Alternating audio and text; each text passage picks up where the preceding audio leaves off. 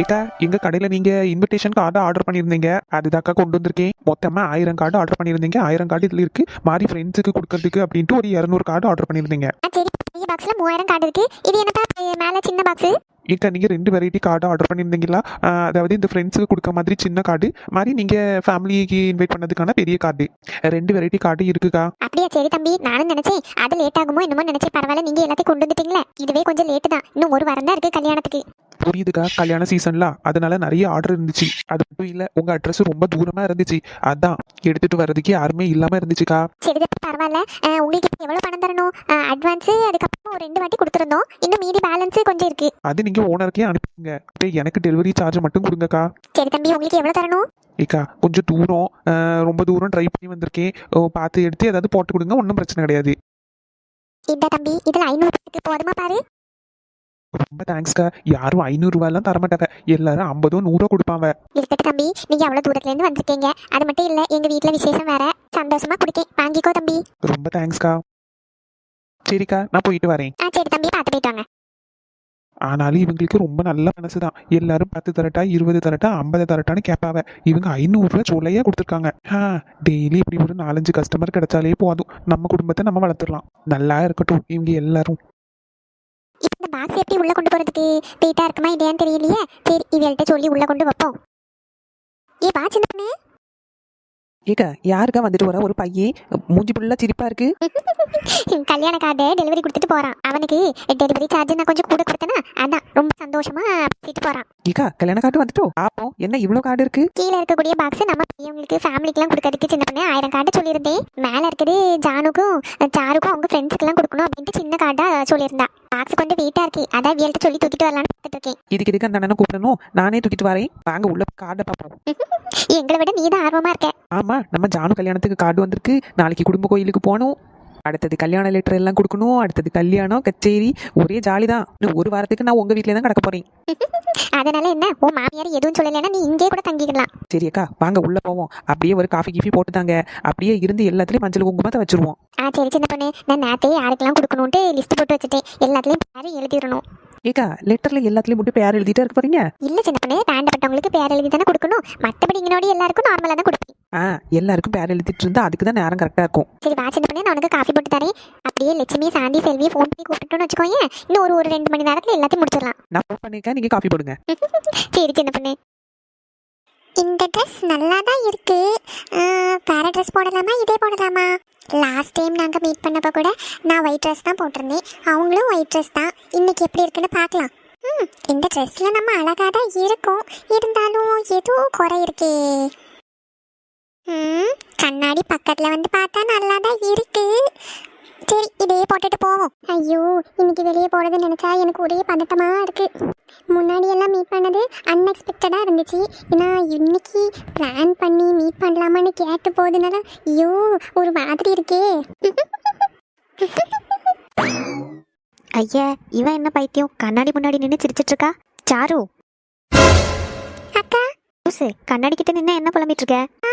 அது ஒன்றும் இல்லைக்கா, இன்னைக்கு ஒரு ப்ராஜெக்ட் சப்மிட் பண்ண வேண்டியது இருக்கு, அது ப்ராக்டிஸ் பண்ணிட்டு இருந்தேன்க்கா. ஓ அப்படியா, லூஸ் மாதிரி சிரிச்சிட்டு இருந்தியா? அதான் என்னன்னு தெரியலையான்னு கேட்டேன். ஒன்றும் இல்லைக்கா, ப்ராக்டிஸ் பண்ணிட்டு இருந்தேன். சரி, அம்மா உன்னை சாப்பிட கூப்பிடுவாங்க. வாரேன்க்கா. காலேஜில் ப்ரெசன்டேஷன் இருக்குன்னு தான் இப்படி ரெடியாக இருக்கியோ? எப்போமா காலேஜ்க்கு இப்படி போக மாட்டியே? ஆமாக்கா, இப்போ ப்ரெசன்டேஷன் இருக்குக்கா. ஃபைனல் இயர் ஆயிடுச்சு இல்லையா, இனிமேல் ப்ராஜெக்ட் ப்ரெசன்டேஷன் அப்படி இப்படின்னு நிறைய விஷயம் இருக்கும். சரி எல்லாம் ஓகே தான்.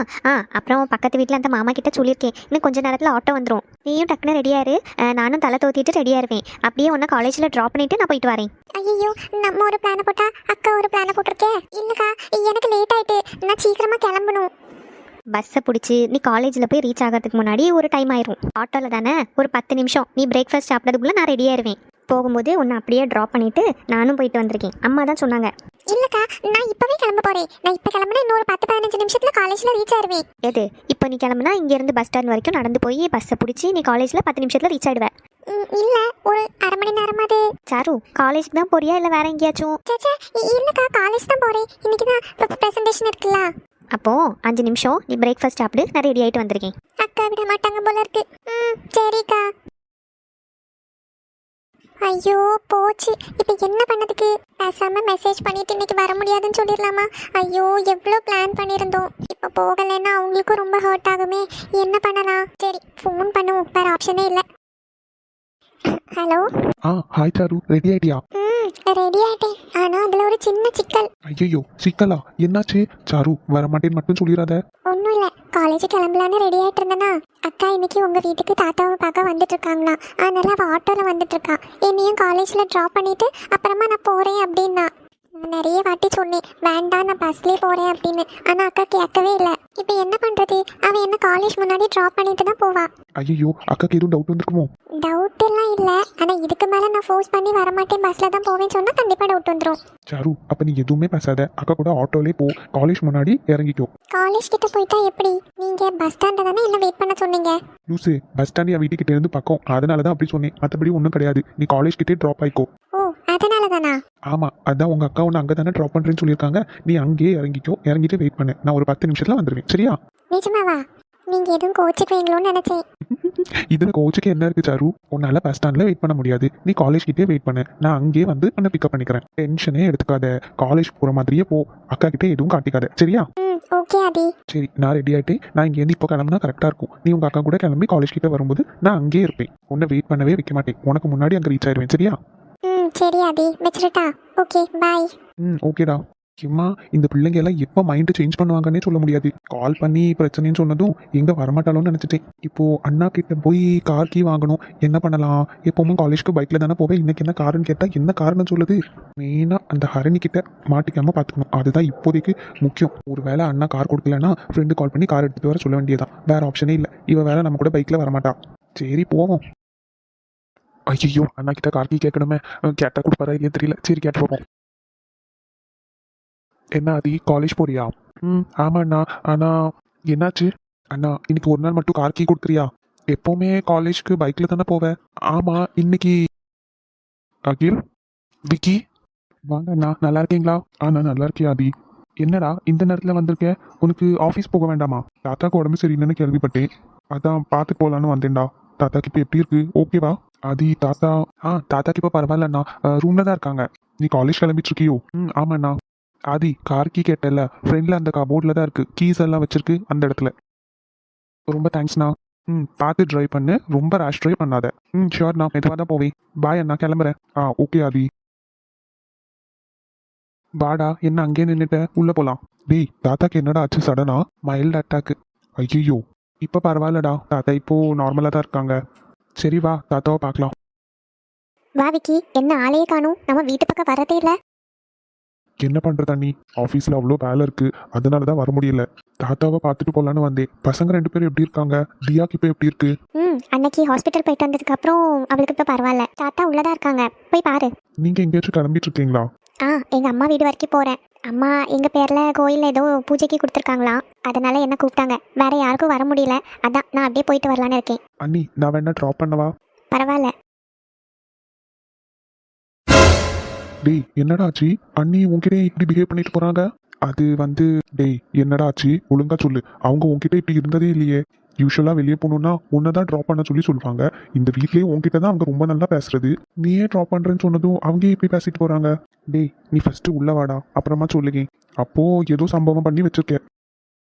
நீ நிற்கிற நிப்ப பார்த்தாலே தெரியுது, என்ன பண்ணி தொலைச்ச? அது வந்து டேய் என் மூஞ்ச பார்த்து ஒழுங்கா என்ன பண்ணன்னு சொல்லு. நேற்று நைட்டு தாத்தாக்கு உடம்பு சரியில்லாமல் ஆகிறதுக்கு கொஞ்சம் முன்னாடி நான் திருப்பி அமெரிக்கா போகலான்னு சொல்லி பேக்கெல்லாம் பேக் பண்ணி வச்சுட்டேன். உனக்கு கிறுக்கு எதுவும் பிடிச்சிருக்கா இல்லை தெளிவாக தான் இருக்கியா? சாரி மச்சான், எனக்கு வேற என்ன பண்ணுறதுன்னு தெரியல.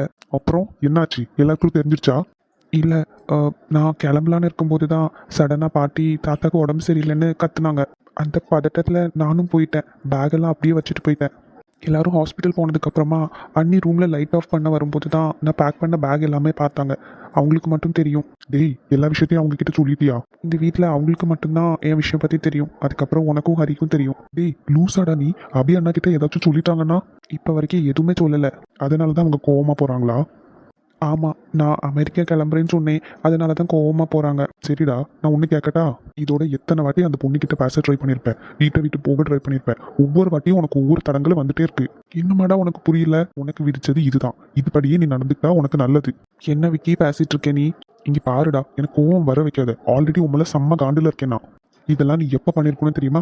அமெரிக்கால இருந்து வந்ததும் உங்க வீட்டில் இருக்கிற எல்லார்கிட்டையும் நீ ஓப்பனாக சொல்லியிருந்திருக்கணும். அவங்க டிசைட் பண்ணியிருப்பாங்க. உன்னால உன் ஃபேமிலியும் விட்டு தர முடியாது, நீ லவ் பண்ற பொண்ணையும் விட்டு கொடுக்க முடியாது. நீ தைரியமா வீட்டில் பேசியிருக்கணும். இந்த பொண்ணை எனக்கு பிடிக்கும், இங்க கூப்பிட்டு பேசி பாருங்க, அவளுக்கு ஃபேமிலி கிடையாது, நம்ம எல்லாருக்கும் அனுசரிச்சு நம்ம கூட சந்தோஷமா இந்த வீட்டில் இருப்பா, அப்படி இப்படி நீ எதையாவது சொல்லி கன்வின்ஸ் பண்ணி இருந்திருக்கணும். இப்போ உன் ஃபேமிலி நீ மட்டும் இல்லை, இதுல இன்னொரு ஃபேமிலி, இன்னொரு பொண்ணு எல்லாமே இன்வால்வ் ஆயிருக்கு. இந்த டைம்ல நீ கல்யாணம் வேண்டான்னு போனா யாரெல்லாம் இதுல அஃபெக்ட் ஆவாங்கன்னு யோசிச்சு பாரு. இந்த வீட்டு குழந்தைங்கள இருந்து தாத்தா வரைக்கும் அஃபெக்ட் ஆவாங்க. போதா குறைக்கு அந்த பொண்ணு, அந்த பொண்ணோட தங்கச்சி, அவங்க ஃபேமிலி, ஃப்ரெண்ட்ஸ்னு எல்லாரும் அஃபெக்ட் ஆவாங்க. ஒருத்தனுக்காண்டி எல்லாரையும் எப்படி கஷ்டப்படுத்தாத அகில்.